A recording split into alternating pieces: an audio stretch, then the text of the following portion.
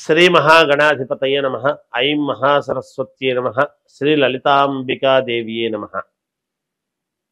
ఈ 12 రాసుల వాళ్లకు కూడా 2025 సంవత్సరము జనవరి నుండి డిసెంబరు 31 వరకు మిశ్రమ ఫలితాలు మనము చాలా రాసుల వాళ్లకు బాగుంది అని చెప్పటము అన్నీ కూడా తెలియజేస్తున్నాం.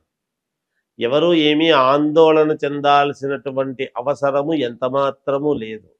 ఎందుకు ఈ మాట నేను ప్రతిసారి చెప్తాను అంటే, ఏ లగ్నములో ఎవరైతే పుట్టి ఉంటారో ఆ లగ్నము రీత్యా కూడా ఉన్నటువంటి గ్రహస్థితుల వల్ల కొంతమందికి అనుకూలము ఉండొచ్చు, కొంతమందికి ప్రతికూలాలు ఉండవచ్చు. అందుకనే ఎప్పటికప్పుడు మనము మన బాధ్యతగా మనము తెలుసుకోవటం అనేది జరుగుతుంది. అందుకనే ప్రసార మాధ్యమాల ద్వారా చాలామంది మాస ఫలాలు కూడా తెలియజేస్తూ ఉంటున్నాం. అంటే ఏ నెల ఏం జరుగుతుంది ఏమిటనేటువంటి వివరాలు కూడా తెలియజేస్తూ ఉన్నాం. అయితే ఇప్పుడు ఈ 12 రాసుల వాళ్ళు కూడా ఈ రాశి ఆ రాశి అని కాదు, అందరూ కూడా ఈ 2025 జనవరి నుండి మామూలుగా డిసెంబర్ వరకు కూడా కొన్ని అన్ని పనులకు కలిపినటువంటి పరిహారాలు అనేటువంటివి కొన్ని ఉంటాయి. అంటే ఈ పనికైతే ఇది, ఇంకొక పనికైతే ఇంకొకటి అని జాతకాన్ని బట్టి చెప్పటం అనేటువంటిది అది వేరు.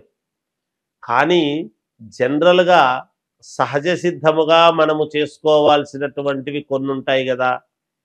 అవి ఏమిటయ్యా అంటే, మీకు తోచిన విధముగా ఎక్కువ సార్లు, అంటే నెలలో కనీసము ఒక 2 సార్లన్నా, అలా 12 సార్లు చేసేటప్పటికి 12 2 24 సార్లు అవుతుంది.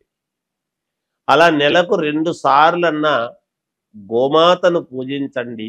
ఆ గోమాతను పూజిస్తున్నప్పుడు కాస్త ఆకుకూరలు లాంటివి కానీ, ఏదైనా వాటికి కాస్త దాణా తీసివ్వడము కానీ, లేదా గడ్డి కొనివ్వటము కానీ, ఏదో ఒక మీకు తోచిన మాత్రముగా ఒక 50 రూపాయలది కావచ్చు, 100 రూపాయలది కావచ్చు, అలా గోమాతను ఎంత మనము పూజిస్తామో అంత మేలు జరుగుతుంది. కనీసము 2 సార్లు నెలకు, అంటే 15 రోజులకు ఒక్కసారి.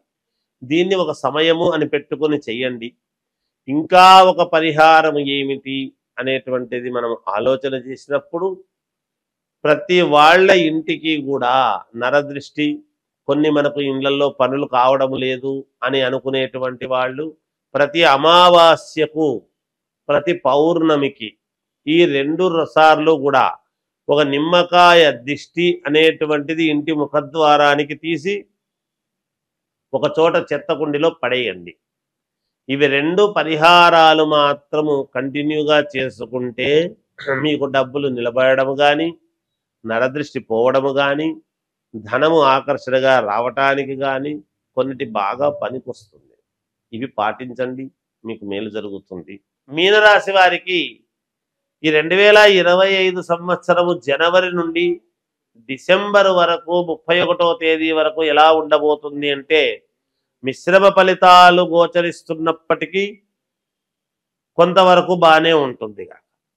దైవానుకూలము ఉండేటువంటి వాళ్లకు చాలా అనుకూలవంతముగా ఉంటుంది.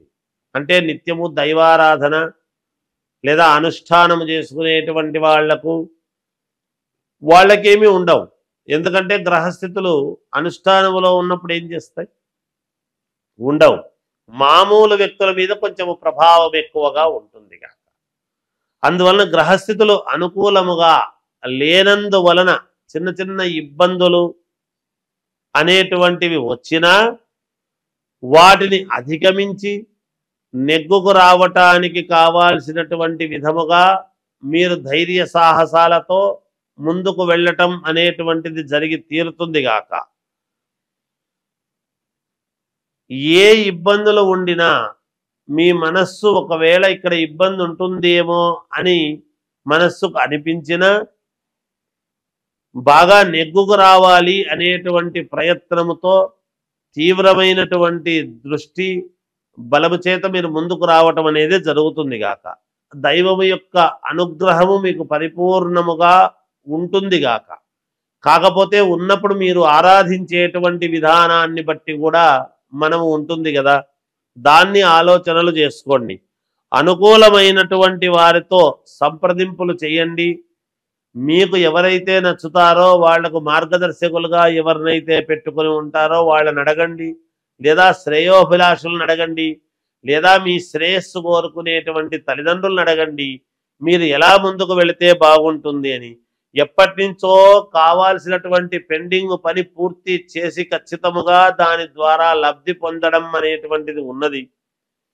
అలాగే భూ క్రయ విక్రయాలలో మీకు చాలా వరకు మేలు జరిగే అవకాశము ఉన్నది. మంచి సలహాలు తీసుకోండి.